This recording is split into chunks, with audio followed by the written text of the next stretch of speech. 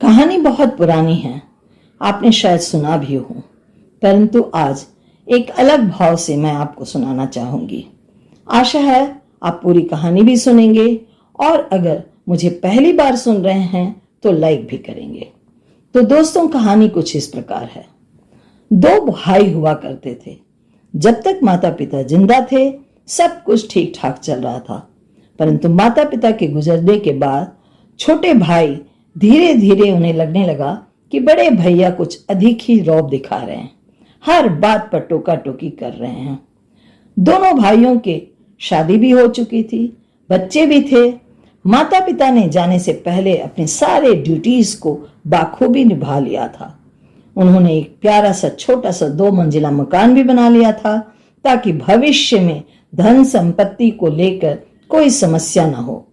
माता पिता ने अपने जीते जी दोनों भाइयों के ब्याह के कुछ महीने बाद दोनों की रसोइयां भी अलग कर दी थी, जिससे कोई किसी पर बोझ न बने और न ही आपस में कोई मनमुटाव का स्थान हो। पुराने जमाने के होते हुए भी इतना तटस्थ होकर सोचना काबिले तारीफ की बात थी। छोटा भाई जो था वह ऊपरी मंजिल में रहता था और बड़े भैया ग्राउंड फ्लोर में रहते थे। दोनों भाइयों के पास स्कूटर भी थी और कार भी था। बड़े भैया चूंकि ऑफिस से जल्दी घर आ जाते थे, अतः वे अपनी गाड़ी हो या स्कूटर कार पार्किंग में पहले पार्क कर दिया करते थे। छोटे भाई को अपनी दफ्तर से आते हुए देर हो जाती थी, अतः वे गाड़ी को बड़े भैया की गाड़ी के पीछे पार्क करते थे। अधिकतर होता यह था कि बड़े भैया को दफ्तर थोड़ा जल्दी भी जाना पड़ता और नीचे से आवाज लगाते, कभी कभी किसी से कहलवा भेजते कि भैया तुम अपनी गाड़ी हटाओ तो मैं अपनी गाड़ी निकाल लूं। यही नहीं, कभी कभी दोपहर के समय ऊपर छोटे भाई के बच्चे धमा चौकड़ी मचाते रहते तो वे टोक भी दिया करते थे। हल्की सी डांट भी लगा देते थे कि दोपहर को आराम करने के समय में क्यों शोर मचा रहे हो, इतना कूदना उछलना क्यों कर रहे हो। छोटे भाई को यह बात बहुत अखरने लगी। उन्हें लगा कि बड़े भैया हर समय टोका टोकी कर रहे हैं या तो इंस्ट्रक्शन देते रहते हैं। कोई भी बात जब अंदर ही अंदर जड़ बनने लगती है तो धीरे धीरे वह रिश्तों में भी असर दिखाने लगती है। यहाँ भी यही हाल था। दोनों भाइयों के बीच बहुत कम बातचीत होती थी। तभी दुर्गा पूजा का समय आया और हम सब जानते हैं कि बिहार में दुर्गा पूजा की मूर्ति और पंडाल सजाने के लिए घर घर जाकर चंदा इकट्ठा किया जाता है। उसी तरह कुछ लोग चंदा मांगने आए। चूंकि बड़े भाई का मकान नीचे था, उनके पास पहले गए।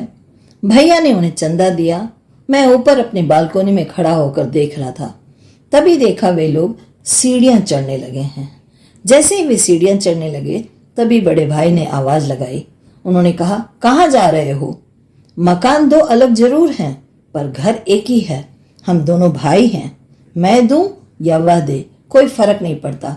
और वैसे भी वह दफ्तर से देर से आता है, उसे अभी डिस्टर्ब नहीं करो, वह आराम कर रहा होगा। भैया की बातें मेरे कानों में पिघलते शीशे के समान पड़ी। शर्म से मेरा सर झुका जा रहा था।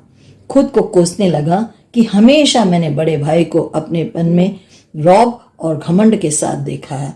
हमेशा उन्हें बुरे लोगों के साथ ही कंपेयर किया है। उम्र में तो मैं छोटा था ही, आज अपनी नजरों में भी मैं छोटा हो गया हूँ। तो दोस्तों, कहने का तात्पर्य यह है कि अपनी दृष्टि नहीं, दृष्टिकोण को बदलना चाहिए। बुरा सोचेंगे तो सब कुछ बुरा ही लगेगा, इसलिए अच्छा सोचें, अच्छा विचार रखें, अच्छी बातों पर ध्यान दें। अब इजाजत दें उमा प्रभाकरण को। फिर आपसे मिलूंगी इसी तरह वॉइस फ्रॉम हार्ट में एक अच्छी सी छोटी कहानी के साथ। तब तक के लिए बाय बाय।